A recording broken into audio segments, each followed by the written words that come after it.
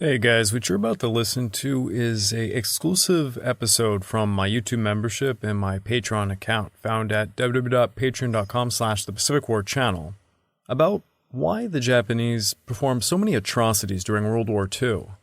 Yes, it's a shameless plug, but also it's a gift from me to you. As the week-to-week format is a little bit tight and restrictive, I wasn't able to tackle some of the greater themes of the Pacific War.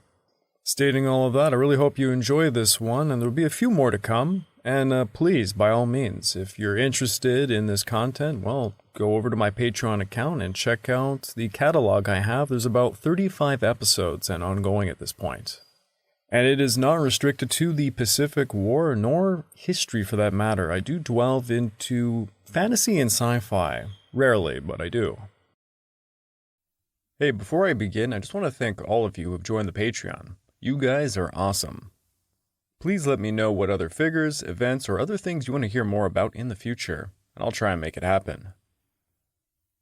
So as you can see from the title of this episode, why did the Japanese perform so many atrocities during the Pacific War?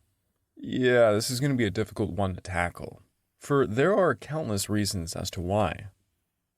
When I was back in university, I had a professor who taught ancient and modern Japanese history, history of the Japanese Empire, and the Pacific War. He actually answered this very question in a single lecture, and in many ways I found it to be one of the most illuminating things I had ever learnt about the Pacific War.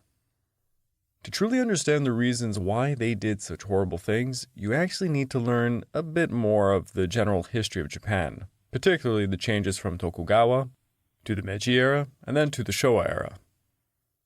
I'm going to try and do my very best, but I know many of you might be asking, what were the worst things they did? Not everyone takes a special interest in such a niche part of history. May I recommend for those with strong stomachs this book called The Knights of Bushido by Edward Russell. It covers, I think, pretty much all the atrocities of the Asia-Pacific War. And for those of you who like things even darker, check out Unit 731, Japan's Secret Biological Warfare in World War II by David Wallace and Peter Williams. That is absolute nightmare fuel. The reason I bring up these two books is I simply can't dwell too far into all the atrocities. This episode would take far too long. And it's not really the purpose of the episode. The purpose is for me to explain why they're occurring. I also can't go through the entire history of Japan, but I think it's important to start off with the First Sino-Japanese War of 1894 to 1895. We're going to take a quick little look at some of the history before the Pacific War because it really sets the table as to why things are occurring. So this was the first time the Empire of Japan fought a true war with a foreign nation, that being the Qing dynasty. At this point in time, there really emerged a sort of, to be blunt, race war. The Chinese had historically referred to the Japanese as Warren, a racist term meaning dwarf. Now, historically, the Japanese had always revered the Chinese, kind of like in the way a little brother looks up to his big brother.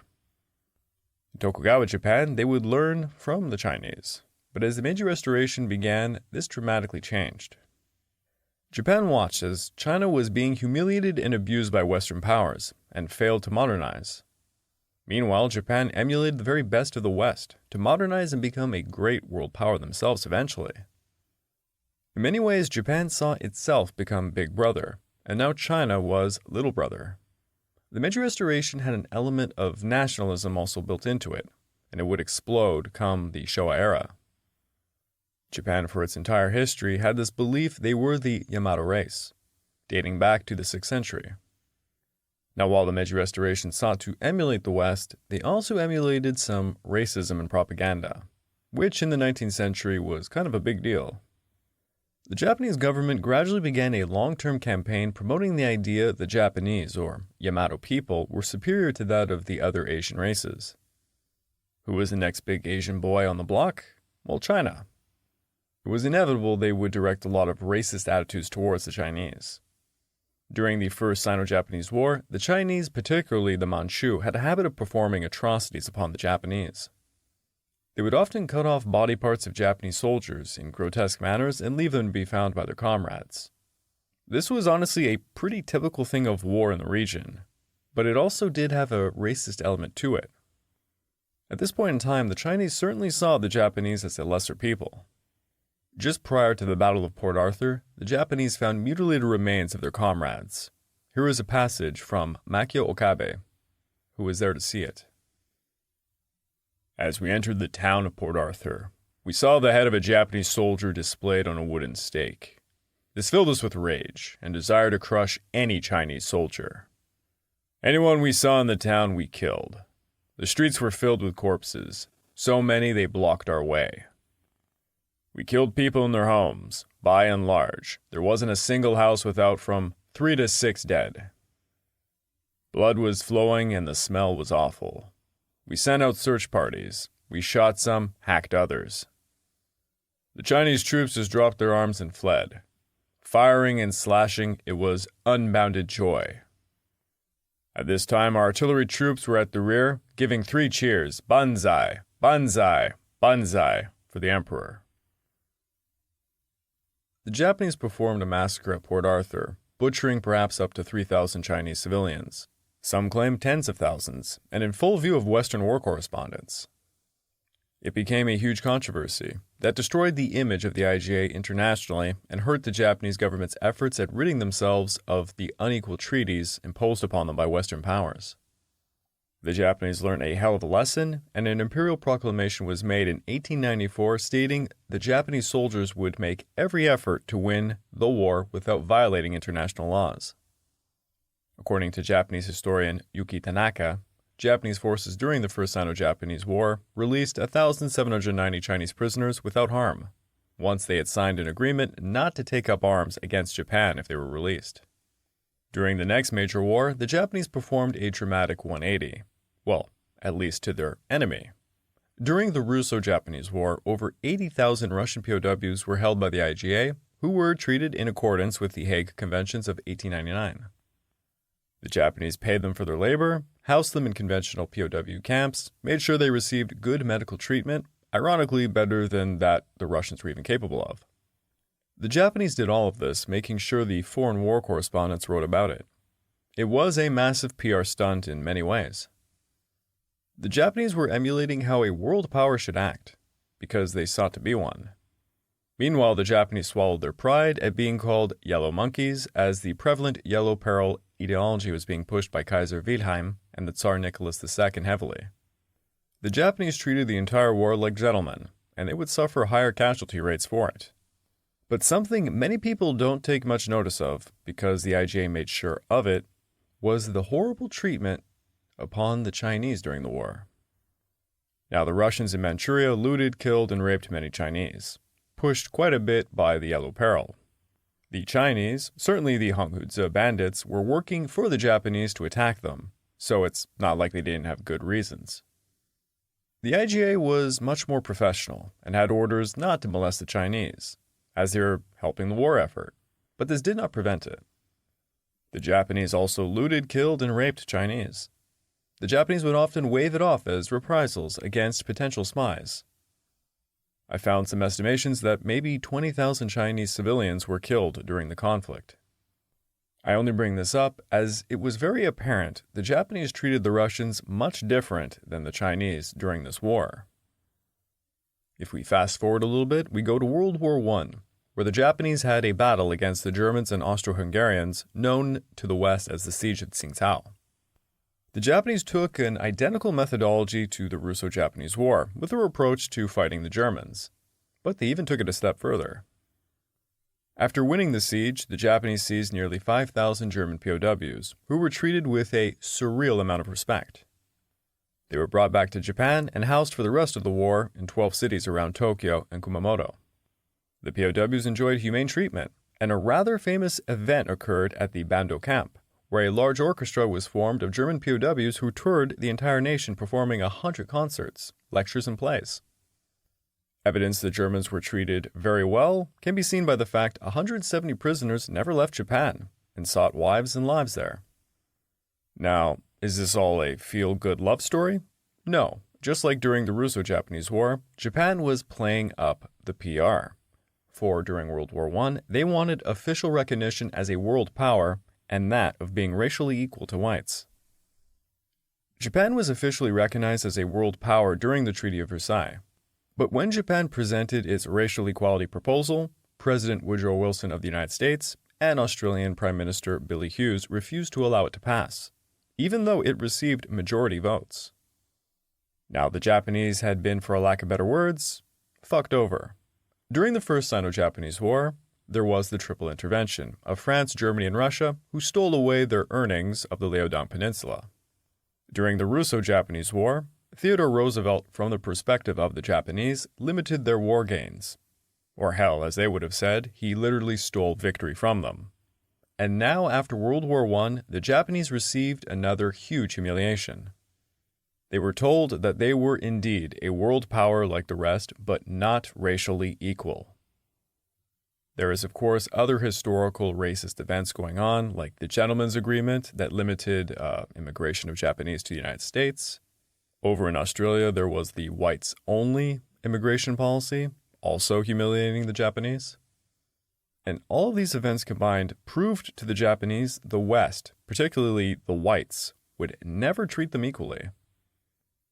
The end of World War I would actually drive Japan towards World War II. Now we're going to fast forward quite a bit in time, straight to the Showa era, and we're going to get right into the Second Sino-Japanese War. In the year of 1937, Japan and China had entered an unofficial war that saw one of the worst wartime atrocities in human history occur. You know it was coming up. It's the rape of Nanjing. It began on December the 13th of 1937. It lasted for 6 or so weeks, seeing the murder of possibly 300,000 civilians and prisoners of war, the mass rape of possibly 20,000 women, and untold horrors upon the Chinese people. The Japanese would follow this up with numerous other massacres in China, such as the Zhengqiao massacre, claiming possibly 30,000 Chinese civilian lives, the Alexandria Hospital massacre, killing 200 patients and medical staff in Hong Kong, the Laha massacre on the Ambon Island, where 300 members of the Gulf Force were executed, the Bangka Island massacre, where 60 Australian and British soldiers, alongside 22 Australian nurses, were murdered, the Parat Sulong massacre in Malé, where 150 wounded Australians and Indian POWs were executed, the Bataan Death March, where negligence and brutality took the lives of 650 Americans and perhaps possibly 18,000 Filipinos, the Manila Massacre, claiming the lives of perhaps up to 54,000 Filipinos, including women and children, the Balikpapan Massacre in the Dutch East Indies, taking the lives of 78 Dutch civilians, and I could just keep going on with this. I really mean, the list does go on. Wherever the Japanese went, wherever they occupied, massacres and horrors would occur. And again, if you really want to delve into those stories, check out the book, The Knights of Bushido.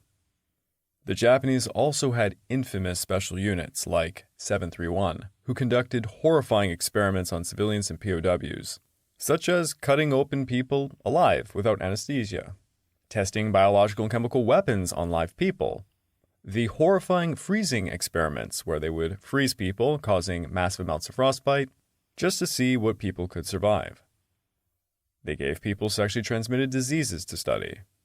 Lieutenant General Shiro Ishii's Unit 731 deployed plague-infested fleas, cholera, bubonic plague, and other nasty weapons upon Chinese civilians, killing perhaps 500,000. This was seen during the Battle of Chengdu and famously during Operation Seigo, also known as the Zhejiangjiangxi campaign. The Japanese also enacted the infamous Sanko Saksen, 3-alls policy: kill all, burn all, loot all. This was done in retaliation to the Chinese Communist 100 Regiments Offensive in December of 1940. It was personally sanctioned by Emperor Hirohito, and it is thought that this act resulted in the death of 2.7 million Chinese civilians. According to the author Werner Gruhl, 8 million Chinese civilian deaths could be attributable to the Japanese. So that kind of tackles a bit of the history, what occurred. But why did it occur is the actual question of this episode. There is simply no way for me to tackle every single variable present. There are hundreds. But I tried to break it down into 5 neat little subjects, we'll call it. Or I guess it's better to call it 5 whys. Number 1, treaties signed or not signed. Number 2, war strategy and indoctrination. Number 3, ultranationalism and racism. Number 4, surrender and the bastardization of the Bushido Code. And number 5, the brutality of the Japanese military. So number 1, treaties signed or not signed. Yes, it's time to talk about treaties. I know, yawn. Now, I said previously, Japan did sign the Hague Conventions of 1899, and they would ratify them in 1907. The Hague Conventions did contain laws for how to treat prisoners of war and how to protect the lives of civilians. Alongside this, in 1894, an imperial proclamation was made stating Japanese soldiers would make every effort to win a war without violating international laws. But more significantly for this story, Japan signed, quote-unquote, but unlike the majority of other world powers, did not ratify the Geneva Convention of 1929.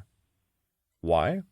To be blunt, the Geneva Conventions did not really benefit the Japanese military from their point of view.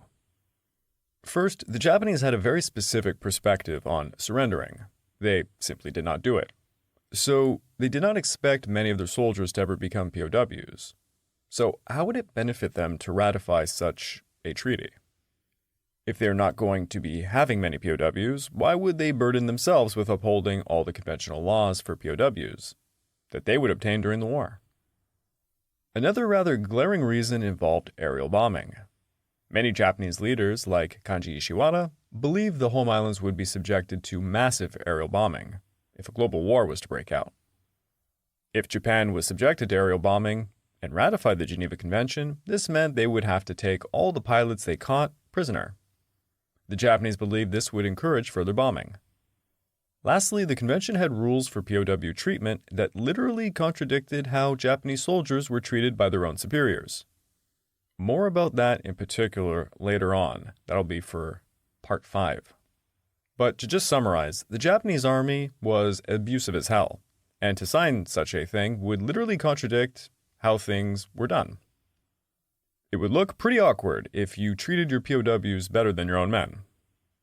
Emperor Hirohito personally ratified a decision to remove certain constraints of the Hague Conventions when it came to the treatment of Chinese POWs in the directives issued on the 5th of August 1937.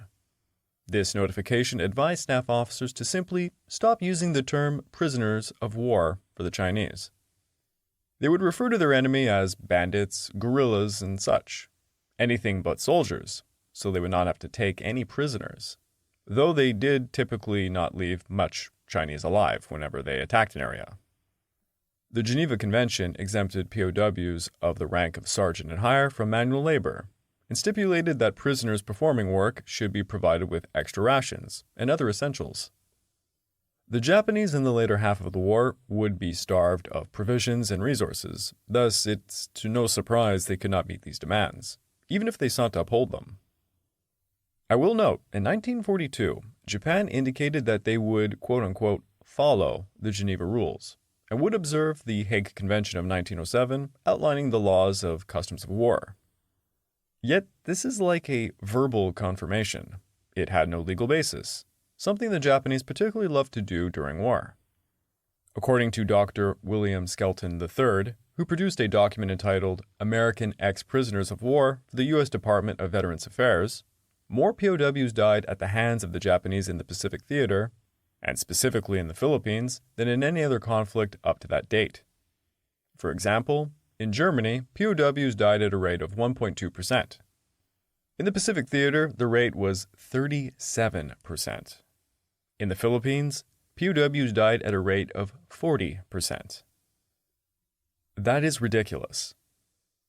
But I would be lying if it was all abuse. To be honest, the reason why so many died was because of starvation.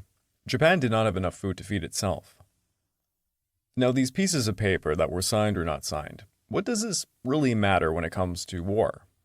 It's obvious they were not upholding certain rules, but how did this quote-unquote make them more brutal and perform more atrocities? Well, here's the sticky thing.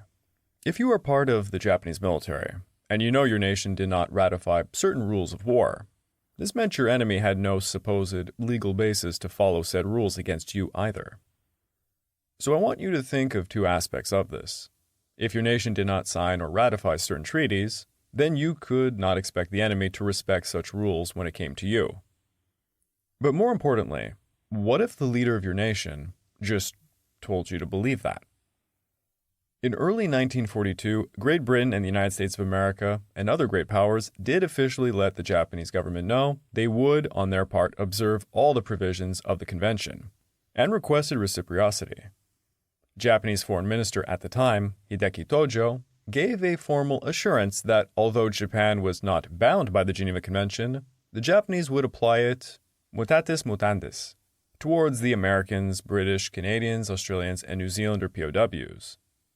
He specifically did not add any Asiatic groups to that list, nor the Dutch, as I now can see. I guess he must have forgot about the Dutch, which is sad. Everyone forgets about the Dutch in the Pacific War. But this did morally bind Japan to comply with the convention. However, the top brass of the Japanese military, notably Hideki Tojo in most cases, would go out of his way to instill beliefs within the military as to what they should expect from the enemy. As you will see in the next points, this was basically a type of indoctrination. Thus, number 2, war strategy and indoctrination. The leaders of Japan knew full well how unmatched they were in terms of resources and productivity before the war had even begun against the West. How could Japan possibly win such a war? The IJN was dead set on a decisive naval battle, but for the IJA to compensate for their lack of resources, they believed their spirit would overcome the enemy. And what does that mean? What is, quote-unquote, the spirit? In many ways, this spirit meant going above and beyond normal human endurance, to literally outperform the Allies, and notably, to conduct the war with absolutely zero mercy. Once Japan lost the initiative in the war, after the Guadalcanal campaign, the IJA were forced to fight a war of attrition. Their strategy became prolonging and exacting maximum casualties upon the Allies, hoping to force them to the peace table. The idea was quite simple. The IJA would do everything possible to make the Allies believe they would never give up and that it would be far too costly to defeat them. I guess you could say it's the age-old, "I'll take you to hell with me." How does one go about achieving this, though? Well, the IJA officers would tell you, by stealing your hearts. To achieve all of this required extreme indoctrination. Japanese children grew up in regimentation. They were desensitized to violence through tales of martial glory. They were taught that their purpose in life was to serve the emperor.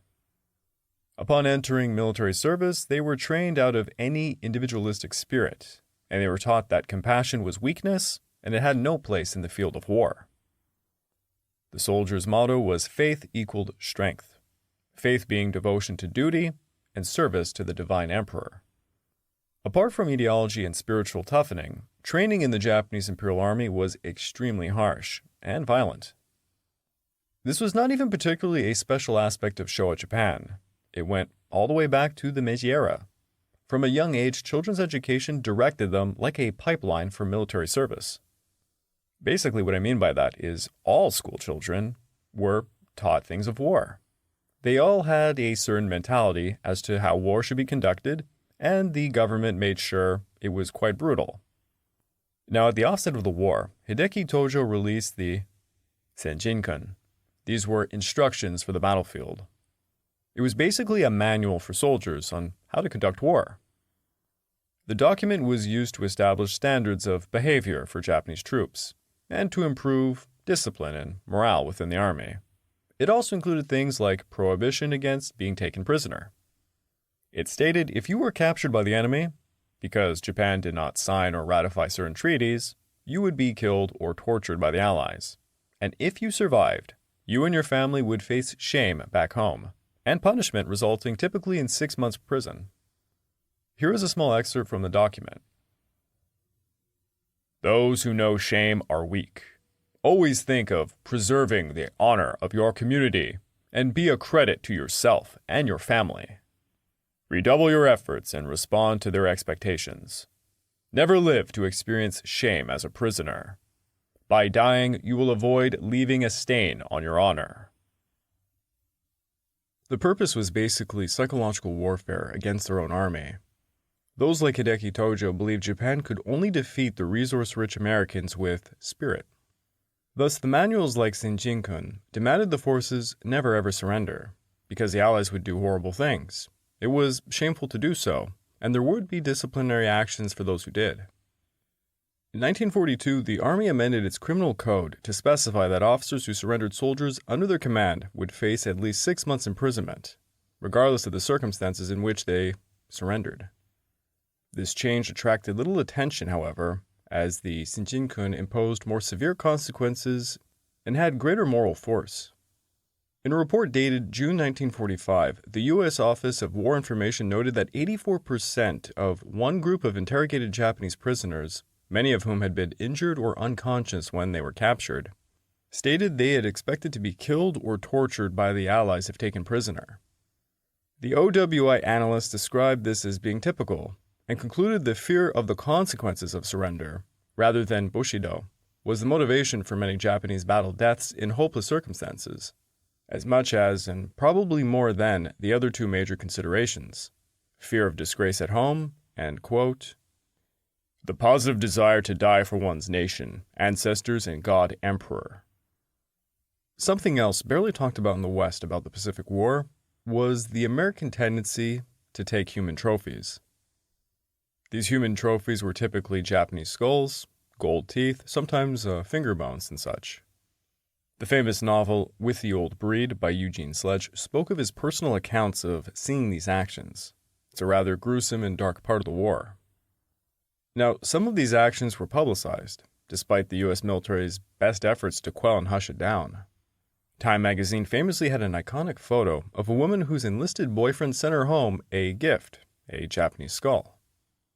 Also, FDR famously was given a letter opener carved out of Japanese bones. These stories were seized up greedily by the Japanese government, who used them as propaganda to prove to their soldiers what would happen to them if they were captured. It had a profound effect, as you can imagine. And this was not only limited to Japanese soldiers. The propaganda machine would contribute at the end of the war to the mass civilian suicides seen at Okinawa and Saipan. Now, back to the subject of prisoners of war. When it came to the treatment of POWs, Hideki Tojo began submitting in May of 1942 a series of memorandum, basic orders as to how to treat POWs. Prisoners of war can be used for the enlargement of our production and as military labor. White prisoners of war will be confined successively in Korea, Formosa, and Manchuria. Superior technicians and high-ranking officers, colonels and above, will be included among the prisoners of war confined in Formosa.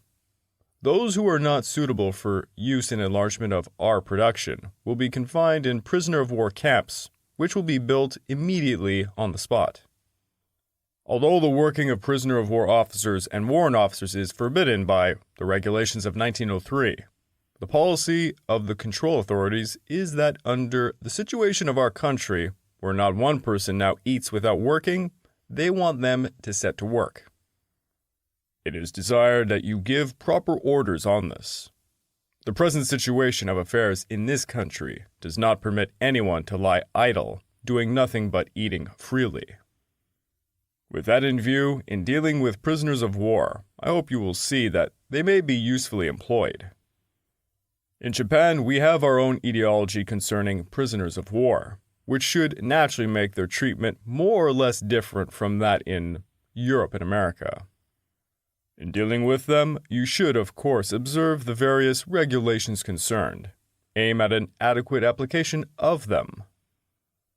At the same time, you must not allow them to lie idle, doing nothing but eating freely, for even a single day. Their labor and technical skill should be fully utilized for the replenishment of production, and contribution rendered towards the prosecution of the greater East Asiatic War, for which no effort ought to be spared. Thus, in the end, as a grunt in the IGA, you were led to believe, if I am captured, I will be tortured, killed, maybe even turned into a letter opener, or someone will place my skull on their mantle. If I surrender, and I survive, and I make it back home, I will severely be punished, and worst of all, my family will be shamed. I could not expect any humanity from the enemy. because my nation did not sign or ratify treaties like the Geneva Convention.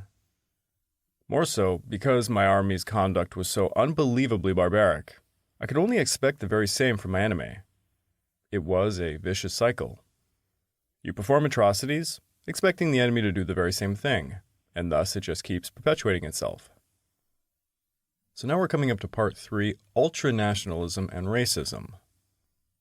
Now before we spoke a little bit about the concept of the Yamato race. The Japanese were indoctrinated to believe that they were a superior race and that their emperor was something akin to a living god. Until this war, the Japanese Empire was on a hell of a winning streak, going all the way back to the Meiji era. For the first half of the Pacific War, the Japanese won nearly every battle. This led to something historians called victory disease, that made them become somewhat arrogant and a bit too cocky, but it also made them feel like superhuman. The Allies' news reporting at the very beginning of the war began to frantically refer to the Japanese soldier as supermen, or super jungle fighters. Particularly because of the Malay campaign, the Japanese soldier just seemed to be tougher. He could survive harsher jungle climates, even doing so with less food or war materials. The Japanese would read the Allied news reports, and they came to the conclusion that had been driven down their throats by their government. Indeed, the Japanese spirit was winning the war. The Japanese public ate their government's propaganda up, and it perpetuated their ultra-nationalistic beliefs. The Japanese truly came to believe they were destined to rule over the Asia-Pacific. Look at the results in China, for example. Within just a short amount of time, they had conquered much of China, though the public really had no idea how bad the China War had bottled down by 1940. Then came the Greater East Asia Co-Prosperity Sphere propaganda, which is an excellent example of their megalomania. Yet alongside their ultra-nationalism, which was more strongly perpetuated against other Asian groups, the Japanese also indoctrinated their public with racism against them. The Yellow Peril of the 19th century and anti-Japanese or just anti-Asian racism fueled the Japanese soldier.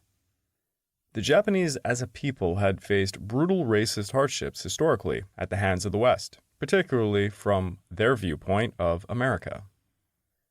There were slights against them during the First Sino-Japanese War, the infamous triple intervention of France, Germany, and Russia that stole away their prized Liaodong Peninsula. Then during the Boxer Rebellion, they faced racism, not being allowed to lead the multinational army formations despite being the lion's share of the said military force. The Russo-Japanese War saw from their point of view America stealing their war prizes.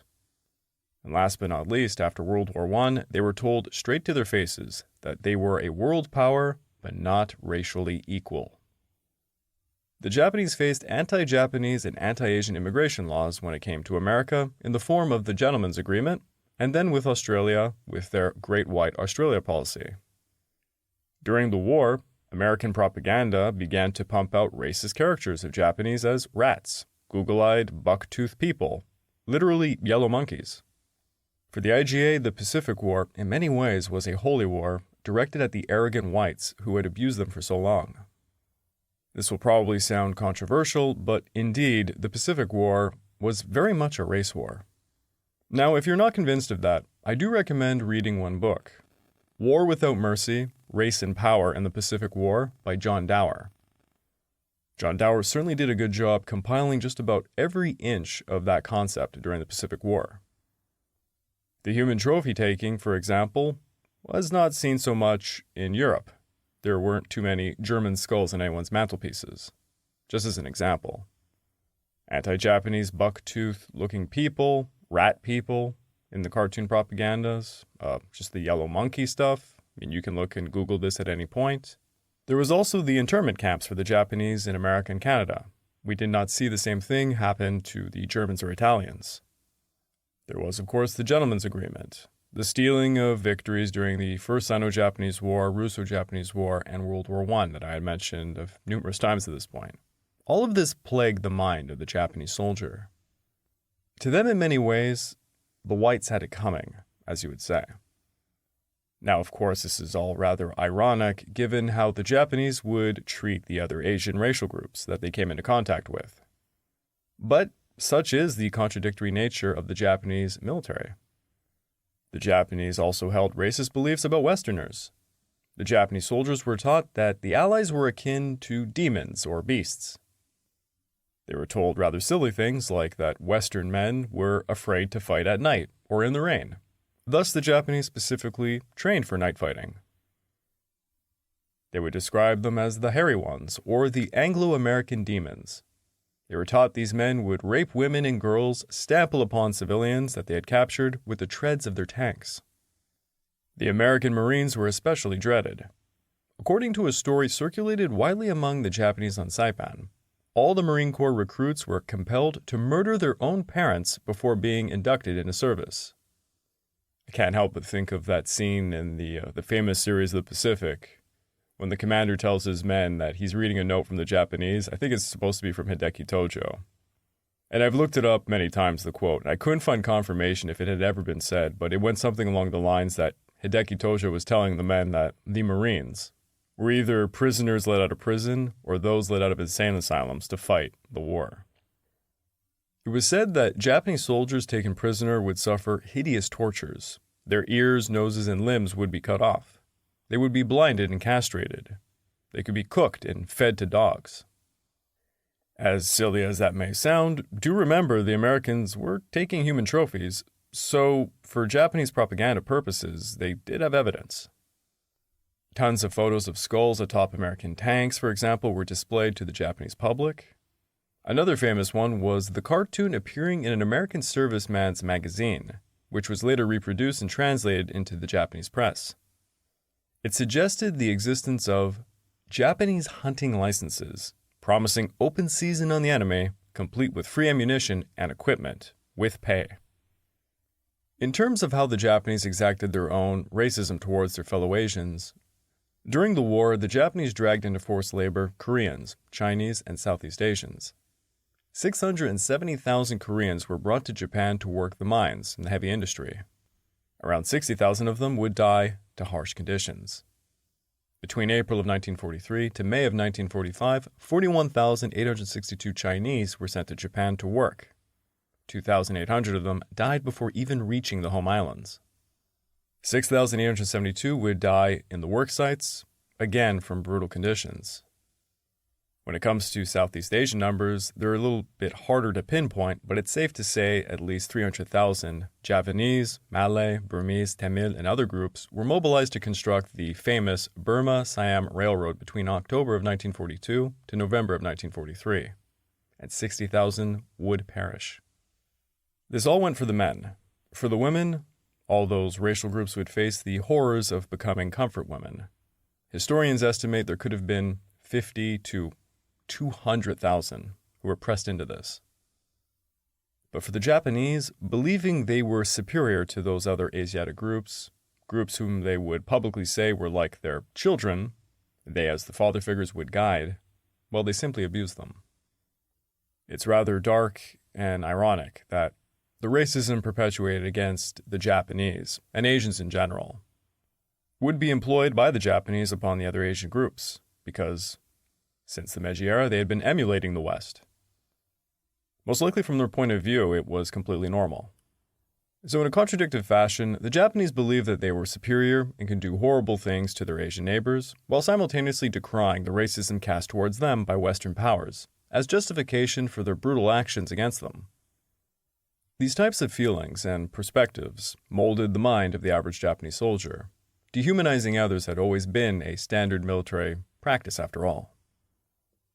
And now we're coming up to number 4, surrender and the bastardization of the Bushido Code. I think this is one the vast majority of World War II history buffs know. The Japanese perspective on surrender and that of their famous Bushido Code. In the book, Military Trials of War, Criminals in the Netherlands East Indies, 1946 to 1949, Fred Borch had this to say about the variable of Bushido for the brutality. As Japan continued its modernization in the early 20th century, her armed forces became convinced that success in battle would be assured if Japanese soldiers, sailors, and airmen had the spirit of Bushido. The result was that the Bushido code of behavior was inculcated into the Japanese soldier as part of his basic training. Each soldier was indoctrinated to accept that it was the greatest honor to die for the emperor, and it was cowardly to surrender to the enemy. Bushido therefore explained why the Japanese soldiers who were stationed in the Netherlands East Indies so mistreated POWs in their custody. Those who had surrendered to the Japanese, regardless of how courageously or honorably they had fought, merited nothing but contempt. They had forfeited all honor and literally deserved nothing. Consequently, when the Japanese murdered POWs by shooting, beheading, and drowning, these acts were excused, since they involved the killing of men who had forfeited all rights to be treated with dignity or respect. While civilian internees were certainly in a different category from POWs, it is reasonable to think that there was a spillover effect from the tenets of Bushido. It is very true the Japanese soldiers and sailors were taught Japan was a sacred nation. Traditional samurai values of Bushido were merged with modern training and weaponry. The government propagandized the figure of the emperor as a living god, who embodied the Japanese state, the Kokutai. Emperor Hirohito and his family were the spiritual essence of Japan. To even show your back to the enemy, let alone surrender, was deemed cowardly and brought dishonor upon your family. As written by Inoue Jukichi in 1910, something read by many Japanese, the Japanese warriors looked upon it as shame to themselves not to die when their lord was hard pressed. Their own shame was the shame upon their parents, their family, their house, and their whole clan. And with this idea deeply impressed upon their minds, the samurai, no matter of what rank, held their lives light as feathers, when compared with the weight they attached to the maintenance of a spotless name. The young men of Japan were taught that the greatest honor is to die for the emperor. Additionally, the Japanese were taught it was ignominy to surrender to the enemy. The combined effect of these two precepts was to inculcate in the Japanese soldier a spirit of contempt for the Allied soldiers who surrendered, which, in defiance of the rules of war, was demonstrated in their ill treatment of prisoners. They made no distinction between the soldier who fought honorably and courageously up to the inevitable surrender and the soldier who surrendered without a fight. All enemy soldiers who surrendered under any circumstance were to be regarded as being disgraced and entitled to live only by the tolerance of their captors. Surrender was unforgivable under their code, drilled into them through the Imperial Japanese education system and military.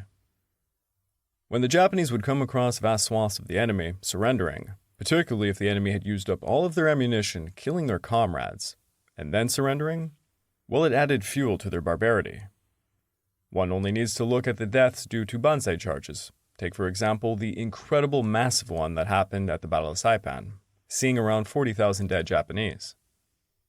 RJ officers brought ancestral katanas to the war, and the Japanese would cut off the heads of their enemies, as it was seen to be honorable.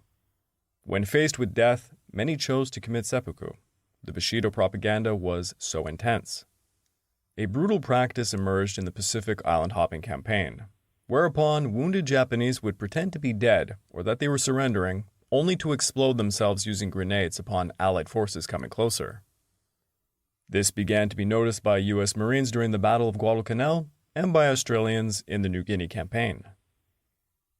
Thus began a vicious cycle of violence. There were, of course, Japanese who would surrender, though rare. Hell, the Koreans forced into service would often be those wanting to surrender. But they would all be hampered by something. Because of the actions of those Japanese feigning their deaths and taking down Allied soldiers with them, the Allied soldiers gradually began a practice of not bothering to accept surrender. The old shoot first, ask questions later was kind of created here. It became a self-fulfilling prophecy. Many Japanese made the Allies believe all they could expect was a grenade death, thus the Allies became more brutal to them. This simply led the Japanese to conclude their government was accurate about how the Allies would treat them, so more and more did not surrender. It was an absolutely horrible cycle that went on to the very end of the war, though the Allies did figure out means to get the Japanese to surrender during the last year.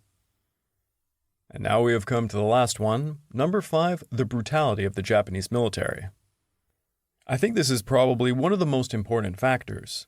It also is the one most normies would not know too much about. The Imperial Japanese military, more so the army, had what I can only describe as a built-in system of abuse.